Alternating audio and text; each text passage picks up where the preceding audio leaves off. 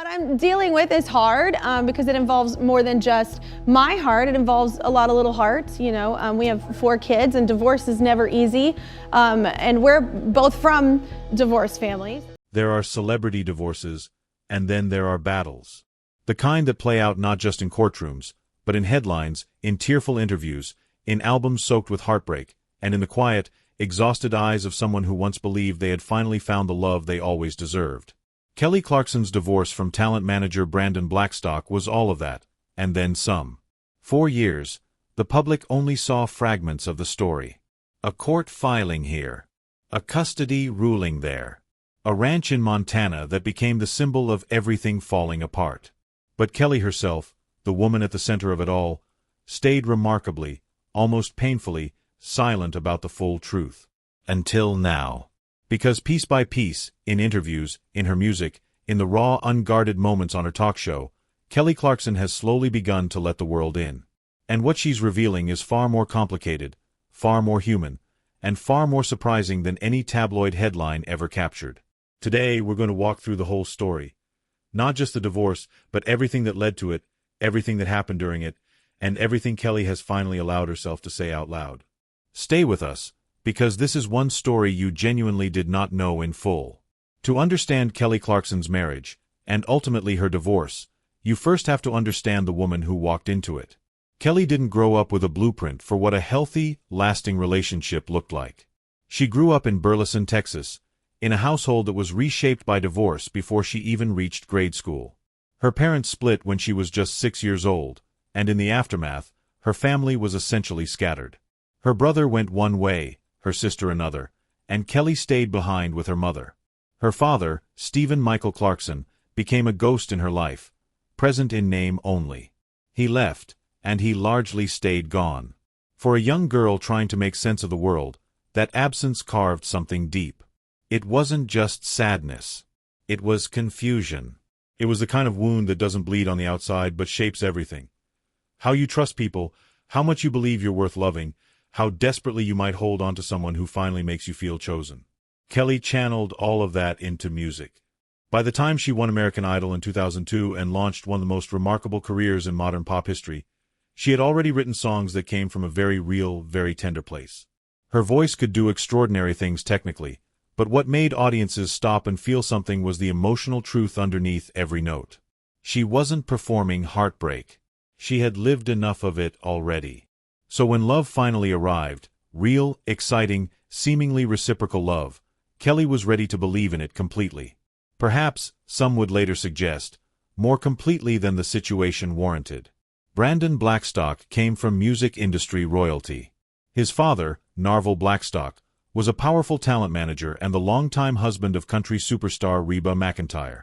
Growing up inside that world gave Brandon a fluency in the entertainment business that most people spend decades trying to acquire. He was polished, connected, and by all outward appearances, he knew exactly how the music world worked. Kelly first crossed paths with Brandon back in 2006 at a rehearsal for the Academy of Country Music Awards. It was brief, a moment, nothing more. But the music industry is a revolving door of familiar faces, and their paths crossed again years later. This time, something clicked. A friendship grew. Feelings deepened. And by December 2012, Brandon proposed. Kelly said yes. What the public saw after that was a love story that felt almost cinematic. Kelly, who had spent years being refreshingly open about not wanting to rush into marriage, suddenly seemed to have found her person. She spoke about Brandon with a warmth that was impossible to fake. She said she had never felt a connection like this before. In interviews, she glowed. On red carpets, they looked genuinely happy together. They married in October 2013 in a ceremony in Tennessee. Brandon brought 2 children from a previous relationship into the family, and Kelly embraced them. Then came River Rose in 2014, and Remington Alexander in 2016. Their family was growing. Their life looked full. But here is the thing about appearances. They show you the frame of a picture, not what's actually painted inside it. 4 years, Kelly kept the private reality of her marriage exactly that, private. She smiled on talk shows. She spoke warmly about Brandon in interviews. She protected the image of their family with a fierceness that, in hindsight, tells its own story. People who are genuinely happy don't usually need to protect anything. But people who are quietly struggling, who are doing everything in their power to hold something together, those people smile very deliberately. What Kelly has gradually revealed, through careful words in interviews and through the devastating honesty of her 2023 album Chemistry, is that the marriage had been emotionally difficult for a long time before the official end. She has spoken about feeling profoundly lonely inside the relationship, not the loneliness of being alone, but the particular ache of feeling alone while technically partnered. She described it as feeling, in many moments, like a single woman even though she was married. She was raising children, managing a massive career, carrying the emotional weight of the household, and not feeling the kind of partnership she had always believed marriage was supposed to be. There were financial complexities too, ones that only became fully visible once legal proceedings began. Brandon served as Kelly's manager, which meant their professional and personal lives were thoroughly entangled in ways that made everything more complicated when things went wrong. When a relationship ends and your partner is also the person managing your career, the unraveling becomes extraordinarily messy. Professionally, emotionally, legally, everything gets tangled together in ways that are very difficult to separate cleanly. What Kelly has said, quietly, carefully, but unmistakably, is that she felt she gave everything she had to make the marriage work. For nearly 7 years, she tried. She pushed through the loneliness. She pushed through the doubts. She stayed, and she tried, because she believed in the life they were supposed to be building together. And because, perhaps, a woman who grew up watching her father walk away was determined not to be the one who gave up. June 2020. Kelly Clarkson filed for divorce, citing irreconcilable differences. The timing was notable. The world was already in the grip of a pandemic, and many people were re-evaluating everything about their lives. For Kelly, the evaluation had been happening quietly for years. The filing was not an impulsive decision. It was the final exhausted exhale after a very long and very private struggle. Almost immediately, the legal battle began. And this is where the story shifts from sad to something considerably more complicated. The Montana Ranch, a sprawling, beautiful property that Kelly had poured not just money but genuine love into, became a central battleground. Brandon sought to maintain a claim on the property. Kelly fought back. The court ultimately ruled that the ranch belonged to Kelly, but even after that ruling, Brandon remained on the property for an extended period before being legally required to leave by June 2022. Think about what that means in human terms. A woman who has filed for divorce, who has been awarded the property by a court, who is trying to start fresh, and yet the person she's divorcing is still there. Still on the land. Still present in the spaces she was trying to reclaim as her own. The custody arrangements were another dimension entirely.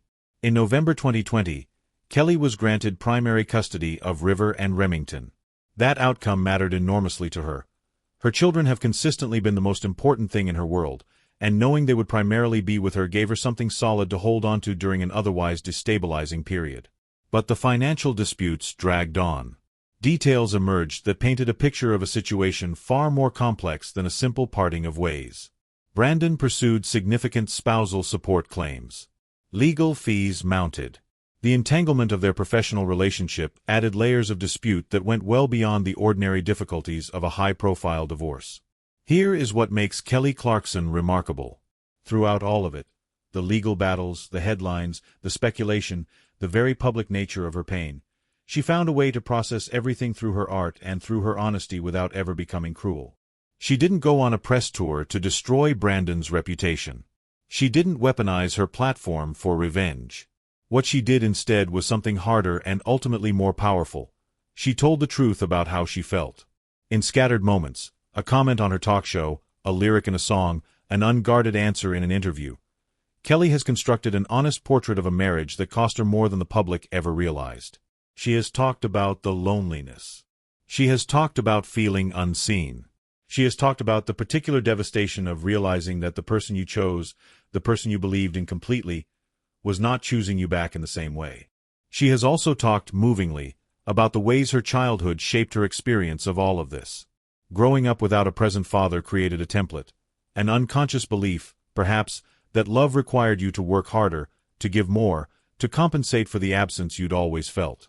When she wrote Piece by Piece, She was mapping the distance between what her father had failed to give her and what she had hoped Brandon would be.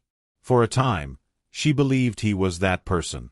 The grief of discovering otherwise was not just about a marriage ending. It was about a story she had been telling herself since she was 6 years old. What nobody fully knew, what Kelly herself is only now able to articulate, is how long she carried the weight of that story alone. The years of quietly managing everything. The years of choosing her words carefully in public because she still believed, or wanted to believe, that the marriage could be saved. The years of being Kelly Clarkson the superstar, while being Kelly the deeply lonely wife underneath. That gap, between the public face and the private reality, is something she has only recently begun to close. In 2023, Kelly made a decision that signaled something deeper than a career move. She packed up her life and moved to New York City with her children to film the 5th season of The Kelly Clarkson Show. She didn't frame it as running away from something. She framed it, consistently and convincingly, as running toward something. A new chapter. A fresh start. A city that doesn't know your old story and has no patience for people who insist on living inside it. New York suited her. The show thrived. Audiences responded to a version of Kelly who seemed, for the first time in years, genuinely light. Not performing lightness. Actually feeling it. There was a looseness in her laughter, a directness in her conversation, an ease with herself that had been notably absent during the harder years of her marriage and its aftermath. Her album Chemistry, released in June 2023, became the artistic companion piece to all of it. Critics called it some of the most emotionally honest work of her career, which, given the catalog she had already built, was saying something significant. The album didn't pretend the divorce had been clean or easy. It didn't rewrite history to make Kelly seem entirely unblemished or Brandon entirely monstrous. What it did was something more sophisticated and ultimately more cathartic. It sat inside the complexity and found music there. She has also shown, in her characteristically disarming way, that she hasn't lost her sense of humor. During her holiday content, she displayed 4 stockings, 1 for herself, 2 for her children, and a 4th labeled simply, Nope. It was the smallest gesture, and yet it said everything about how she was choosing to carry this. Not with bitterness, not with performance, but with the particular laughter of someone who has survived something and knows it. If there is one constant in Kelly Clarkson's story, one thread that runs through every chapter, every struggle, every reinvention, it is her children. River Rose and Remington Alexander have been her North Star through all of it. When the marriage was falling apart, she stayed focused on protecting them from the chaos. When the legal battles were at their most exhausting, the thought of their well-being kept her going. When she made the decision to move to New York, her first consideration was what that life would look like for them.